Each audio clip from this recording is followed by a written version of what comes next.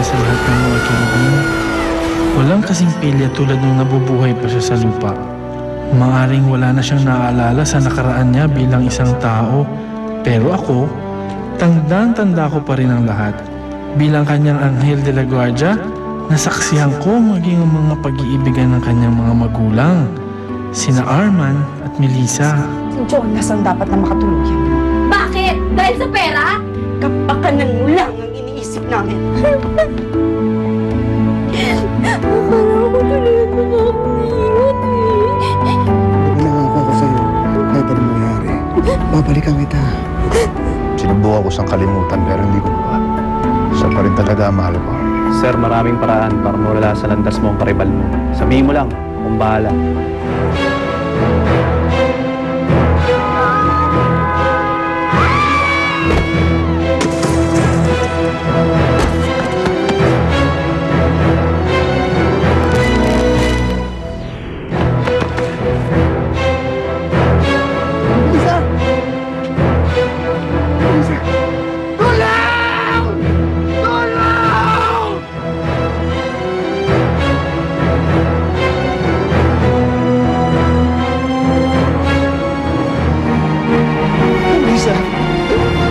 Melissa!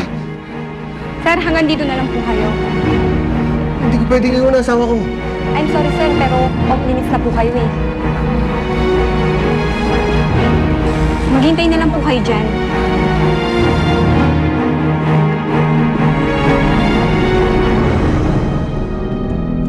Melissa!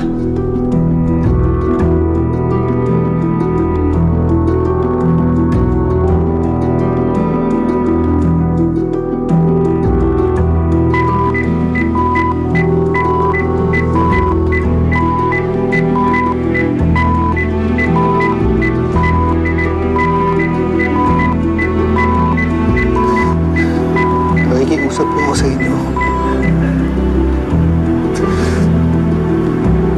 Huwag niyo pong pababayaan maging ako. Hindi ko po makakaya pag mawala sila. Kung totoo may guardian angel kayo, sabi naman sa kanila, huwag na pababayaan yung maging ako.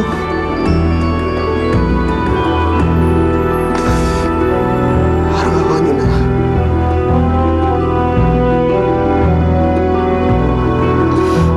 Minsan.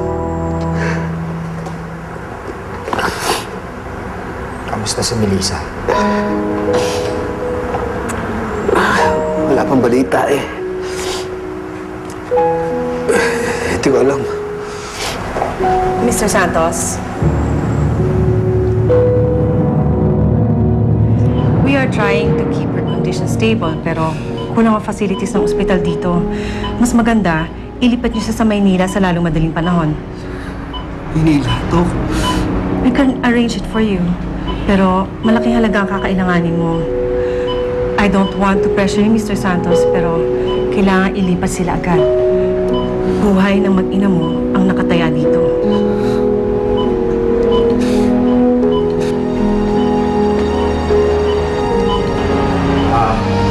Minsan, tinawagan ko na rin nga pala yung mga magulang ni Melissa. Papunta na rin siguro ngayon yun. Ano ba talaga nangyari? Kala hindi ko rin alam eh. Bigla na lang may lumabas sa sasakyan eh. Hindi ko nga nakuha yung plate number eh. Nagahita lang sa lugar na yun eh. Kung sino mang gumawa niya, napakawalang yan niya. Nangako kay Melissa, hindi ko siya pababayaan eh. Kasalanan ko. Kasalanan ko to eh. Huwag mo sisihin ang sarili mo, Arman. Makikita mo magiging okay rin ang lahat. Tiwala ka lang sa Diyos.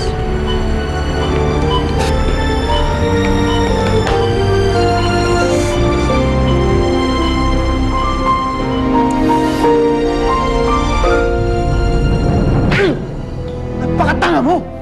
Hindi ka nag-iingat! Ang sabi ko sa'yo, sagasaan mo si Arman, hindi si Melissa!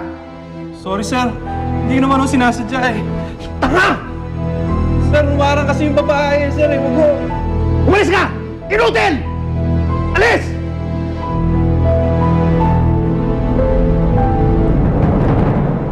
Hindi kita pababayaan. Ikaw at ang mami mo.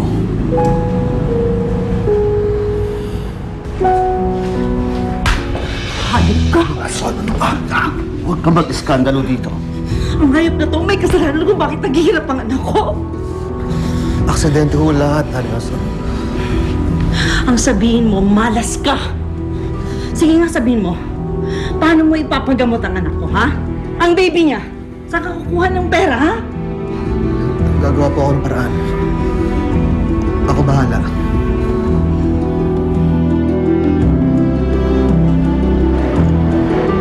Ano ginagawa mo rito? Hindi mo alam? Tinawagan ako ng nanay ni Melissa. Sabay kami pumunta rito. Kausap ko na doktor ni Melissa. Naasikaso ko na lahat para makapunta sila sa Manila. At sino ka para gawin yun? Wala kang karapatan. Arman, wala kang pera. Huwag ka magmatigas. Ako gagawa ng paraan. Ako magdadala sa kanila sa Manila. Kaya mabuti pa, umalis ka na. Baka kung anong pa magawa ko sa'yo. Sabi mo, umalis ka eh.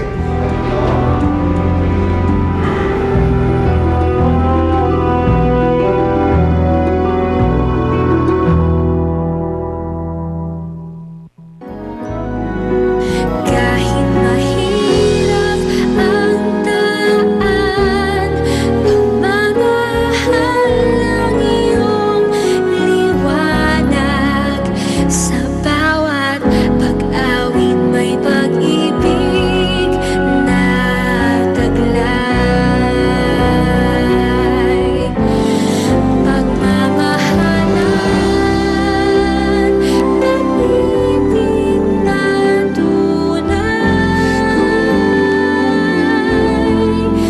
Pagmamahalan, bawat isa'y taglay. Kahit mahirap ang daan, pagmamahal ang iyong liwanag. Sa bawat pag-awit ng kerubim, may pag-ibig.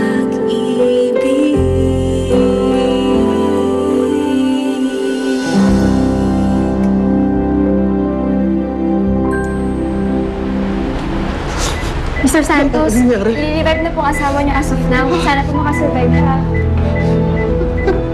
Dok! Dok, ano nangyari? Mahinang-mahina na siya, Arman. Kailangan siya mailipat ang Maynila para magkamot na maayos. Baka sa susunod, hindi na siya mailigtas sa mga doktor. Akala ko ba gagawa ka ng paraan? Anong oras pwedeng mamatayan ako? So, ginawa ko naman po lahat eh. Mas kulang mo! Kulang pa naman! Di naman siya! Unti-unti na namamatay si Melissa! Kailangan siya matala sa Maynila!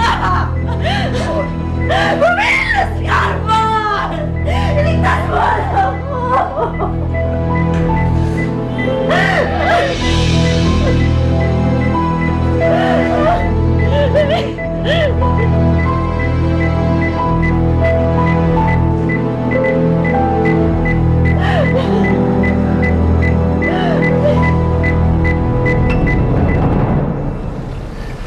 Sino ba yung bisita ko?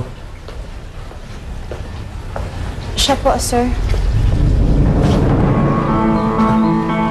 Iyon mo kami. Kapal na mukha mong palayasin ako sa ospital. Ngayon ikaw ang pupunta sa akin. Nilapitan ko na lahat ng pwede kong lapitan. Pero wala magpautang sa'yo. Natural. Sino ba kaibigan ng mahirap kundi mahirap din? Ngayon pupunta ka sa akin. Babayaran din naman kita, Jonas eh. Bigyan mo lang ako ng konting panahon. Kahit may interes, malipat ko lang dito sa Maynila yung mag-ina ko. Handa naman akong tumulong, Arma eh. Dadaling ko dito mag-inom mo sa Maynila. Ibibigay ko sa kanila ang pinakamagaling na doktor. Pero sa isang kondisyon. Huwag ka na magpapakita sa kanila. Ako na mag-aalaga sa mag-ina mo. Ano?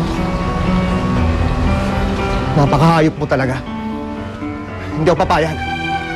Mag-isip kang mabuti. Sa'yo nakasalalay ang buhay ng mag-ina mo, Arman. Itanong mo sa sarili mo, gaano ba sila kamahal?